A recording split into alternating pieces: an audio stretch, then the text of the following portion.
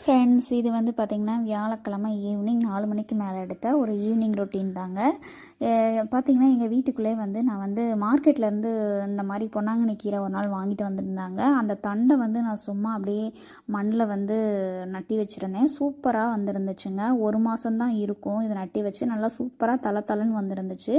நல்லா 4 பேர் சாப்பிட்ற அளவுக்கே அந்த கீரை இருந்தது. அதெல்லாம் ஈவினிங் டயத்துலேயே அதை நான் வந்து கட் பண்ணி கழுவி க்ளீன் பண்ணி எடுத்து வச்சுட்டா மறுநாள் சமைக்கிறதுக்கு ஈஸியாக இருக்கும்ன்ட்டு அதை எல்லாத்தையுமே க்ளீன் பண்ணி எடுத்து வச்சுட்டேன். அடுத்து வந்து பார்த்திங்கன்னா மார்க்கெட்லேருந்து வீட்டில் கொஞ்சம் பூ வாங்கிட்டு வந்திருந்தாங்க. ஏன்னா மறுநாள் வந்து வெள்ளிக்கிழமைக்கு வீட்டில் வந்து சாமி கும்பிட்றதுக்காக பூ வாங்கிட்டு வந்தாங்க. சாமிக்காகவும் தான், நமக்கு தலைக்கு வைக்கிறதுக்காகவும் தான்.